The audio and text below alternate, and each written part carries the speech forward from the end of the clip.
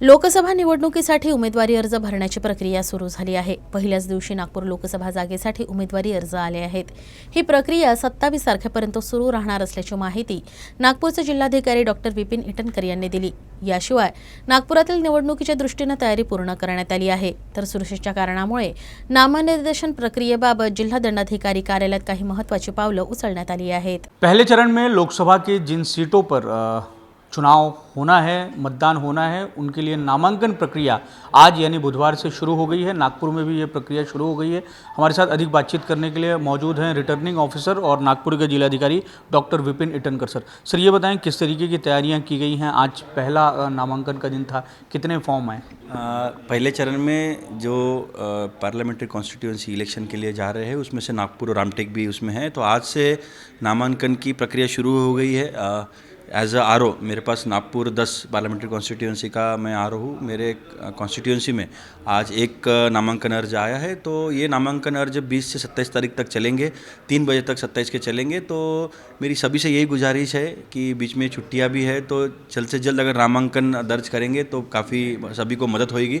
और इस बीच मैं ये भी सबसे गुहार करना चाहता हूँ नागरिकों से नागपुर के कि कल ये दोनों जो 9 रामटेक और 10 नागपुर ये जो पार्लियामेंट्री कॉन्स्टिट्यूंसी है इसका दोनों के आर हम यही बैठते हैं। तो 11 से 3 तक जब ये नॉमिनेशन भरने का जब टाइम रहेगा तो जो विजिटर्स है उन्होंने कृपया 3 बजे के बाद आएंगे तो उनको तकलीफ नहीं होगी, बिकॉज 100 मीटर के अंदर हम किसी को भी आने नहीं देते हैं।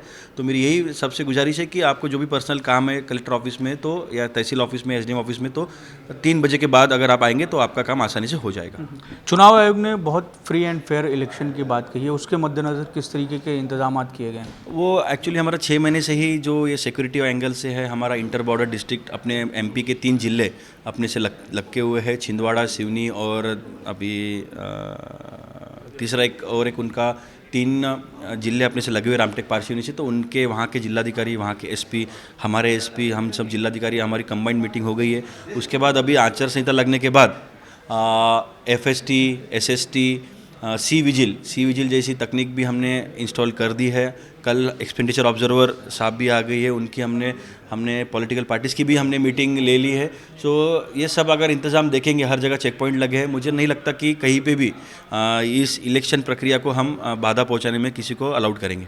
सर सी विजिल का आपने जिक्र किया, ये किस तरीके से काम करता है और ये क्या है? कोई भी नागरिक, नागपुर का या भारत का कोई भी नागरिक अपने मोबाइल में अगर सी विजिल ऐप डाउनलोड करता है तो लाइव लोकेशन करके, उसमें कैमरा भी है, आप वीडियो लेके आपको कुछ लगता है कुछ गलत आचार संहिता का भंग होने जैसी एक्टिविटी हुई है, कोई बैनर लगाया है, कोई लोग जमावड़ा हुआ है, तो वहीं से फ़ोटो लेके उस पर डाल सकते हो। तो डायरेक्ट जिस एरिया का है उस जीपीएस के वहाँ के एफएसटी के टीम को चला जाएगा, तुरंत हमारी टीम 30 से 40 मिनट में वहाँ पहुँच के उसका निपटारा कर देंगे। कितने लोगों ने सर, आज कितने उम्मीदवारों ने फॉर्म लिया, उसका कुछ स्टेटस? एक उम्मीदवार ने आज फॉर्म भरा है, उसका हम अभी थोड़ी देर में बाहर नोटिस बोर्ड पे सब उसका नॉमिनेशन और एफिडेविट हम डिस्प्ले कर देंगे।